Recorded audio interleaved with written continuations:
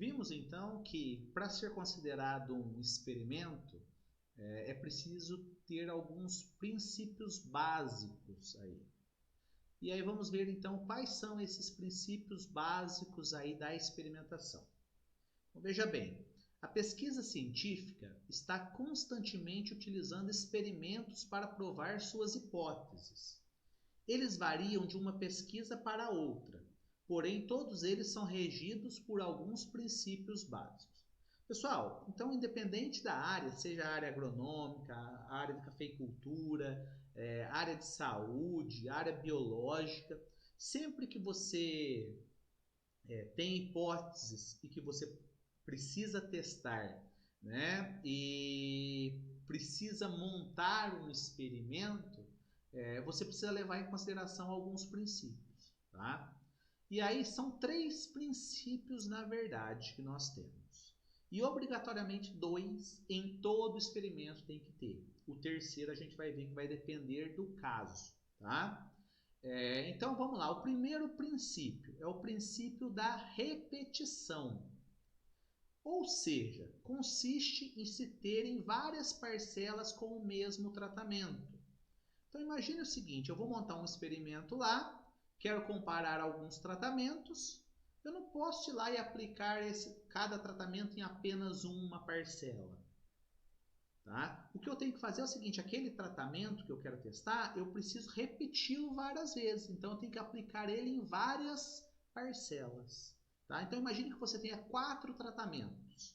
A cada tratamento você vai repetir 5 vezes. Então você precisa de 5 parcelas para cada tratamento. 5 vezes 4, você precisa de 20 parcelas total.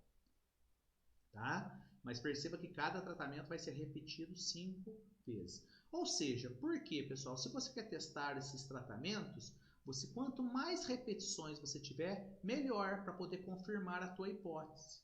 Tá bem? Então, lá, estaríamos com isso procurando confirmar a resposta que o indivíduo, né, ou o teu tratamento aí dá a um determinado indivíduo no sentido de parcela. Então, estaríamos com isso procurando confirmar a resposta que o indivíduo dá a um determinado tratamento.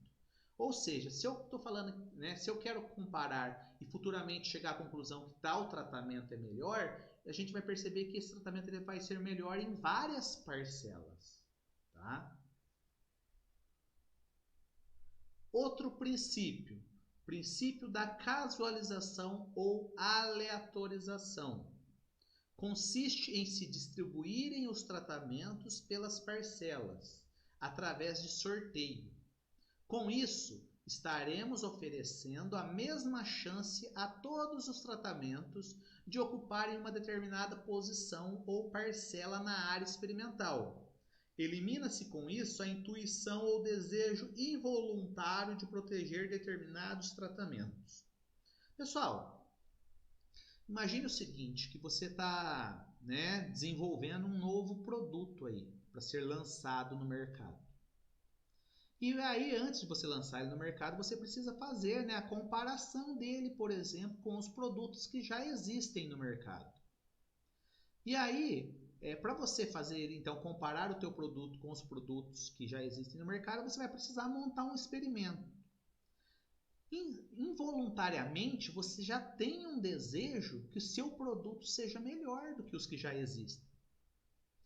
E aí, sem querer, se você não faz o sorteio, né, ou seja, aplica os tratamentos, sorteia os tratamentos e suas, né, nas parcelas, se você não faz isso, por mais que as parcelas, a gente tente usar parcelas homogêneas, a gente sabe que na prática às vezes pode ter uma diferença entre uma e outra. Né? E se a gente não faz o sorteio, a gente tenta às vezes favorecer o tratamento que a gente quer. Então, nesse exemplo que eu dei, às vezes sem querer você tenta favorecer o teu tratamento, que seria o produto teu. Tá? Então, de forma a eliminar esse desejo que a gente tem involuntário, às vezes, de influenciar, a gente precisa fazer o sorteio. Então, quando a gente faz o sorteio, ou seja, todo o tratamento pode cair em qualquer parcela. A gente elimina esse desejo involuntário. Tá? Ou seja, nós vimos 2 princípios. Então, todo tratamento, quando eu vou testar, tem que ter várias repetições. Quanto mais, melhor. E todo tratamento e os tratamentos, né, eles têm que ser casualizados, sorteados, tá? Aleatorizados nas parcelas, tá? Esses dois princípios, qualquer experimento que eu for fazer, eu preciso usar esses dois princípios. Se eu não usar, não é considerado um experimento, tá? Só uma observação, eu falei que quanto mais repetições, melhor, né? É verdade. Então, pensando em repetição, o primeiro princípio, quanto mais, melhor. Só que a gente sabe que quanto mais influencia, quanto mais repetições, mais dinheiro, mais tempo, né? Então, a gente vai sempre tentar achar um meio termo, né? Entre quanto mais do ponto de vista estatístico, melhor, só que também do ponto de vista prático, quanto menos, melhor, mais dinheiro investido, menos dinheiro investido, menos tempo. Então, na prática, a gente vai tentar achar um número ideal aí, tá certo? E o terceiro princípio da casualização é o controle local. Tá? Então, olha lá, ele é frequentemente utilizado, mas não é obrigatório. Tá? Consiste em aplicar os tratamentos em parcelas o mais homogêneo possível com relação ao ambiente, pessoa, animal, podendo haver inclusive variação acentuada de um grupo para outro de parcelas. Gente, então imagine o seguinte, que igual o exemplo que eu falei lá, você tem 4 tratamentos, 5 repetições. Você precisa de 20 parcelas aí. A gente falou que as parcelas elas têm que ser homogêneas, não é isso? Mas de repente, do ponto de vista prático, você não tem 20 parcelas homogêneas. Ah, então não vai ter como eu fazer o experimento? Não, vai sim, vai ter como fazer. O que acontece que a gente vai ter que fazer é o quê? É um controle local. Então, em vez de a gente trabalhar com as 20 parcelas, se a gente não consegue 20 parcelas homogêneas, a gente vai ter que dividir essas 20 parcelas em blocos, em grupos menores, em que dentro desses grupos as parcelas sejam homogêneas, tá bem? Então, olha lá, em princípio tem por finalidade dividir o material experimental, né? Então tem por finalidade dividir todas as parcelas que são heterogêneas em grupos, né? Em blocos, em que dentro desses blocos elas são homogêneas, tá certo? O delineamento experimental mais eficiente pela redução do grau de liberdade. A gente vai falar de grau de liberdade, não se preocupe com essa frase por enquanto, tá? Mas assim, só para vocês terem ideia, às vezes eu vou montar um experimento lá no campo, né? Um experimento lá de café, e aí eu preciso de tantas parcelas aí, só que eu sei que lá no local que está o café lá, vamos imaginar que eu tenho aqui, né? Um morro, e aí eu tenho as parcelas, tenho os pés lá, né? De café, então tem as minhas ruas de café aqui assim, ó. Só que eu sei o seguinte, que essas parcelas, né, esses pés de cafés não são homogêneos. Eu sei que por algum motivo, seja porque, né, aqui em cima então eu tenho uma parcela, aqui eu tenho outra parcela e assim eu tenho minhas parcelas, tá certo? Vamos imaginar aqui, ó.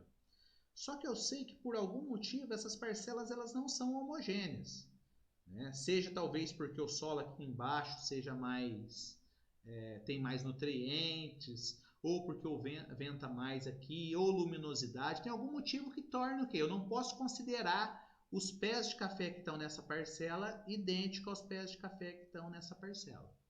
Então, o que a gente tenta fazer? A gente tenta controlar. Eu sei que todas as parcelas não são homogêneas, mas de repente, essas parcelas que estão na mesma curva de nível aqui, ó, elas são consideradas homogêneas. Então, é como se isso daqui virasse um bloco. Aí, essas daqui nessa outra rua aqui, ou nessas ruas, viram outro bloco. Então, eu construo, vamos supor que tivesse uma variabilidade nesse sentido, ó. O que eu faço então? Eu vou construindo blocos nesse sentido, de forma em que, esse bloco, as parcelas que estão nesse bloco aqui, ó, é totalmente diferente das parcelas que estão nesse, que estão nesse, que estão nesse. Mas dentro de cada bloco as parcelas são homogêneas. Então, resumindo, o meu local não era homogêneo, minhas parcelas eram heterogêneas. Eu fiz um controle local. Eu criei blocos para que dentro desses blocos as parcelas sejam homogêneas. Bem? Então, esse é o terceiro princípio aí, né, básico. Controle local. tá? Ah, e por que a gente falou que ele é frequentemente utilizado, mas não é obrigatório? Porque se todas as parcelas forem homogêneas, você não precisa fazer controle local, tá certo? Você só faz repetição e casualização. Então, olha lá, quando você tiver material experimental, quando as parcelas forem homogêneas, por exemplo, você está trabalhando numa área plana, em que você consegue pensar assim, o solo aqui é parecido, a luminosidade é parecida, né? Todas as minhas parcelas são parecidas aqui, são homogêneas. Não preciso fazer controle local, tá certo?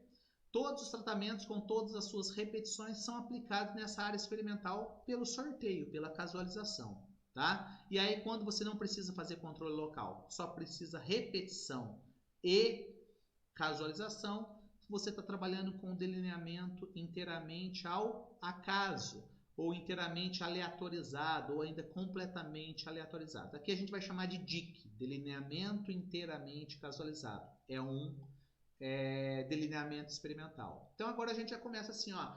Quando que eu uso o delineamento, o DIC, o delineamento inteiramente casualizado?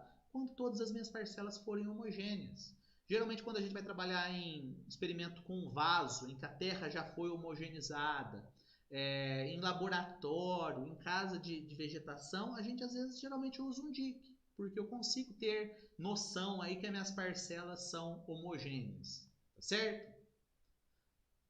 Mas e aí quando as minhas parcelas forem heterogêneas? Eu posso ter vários tipos de heterogeneidade.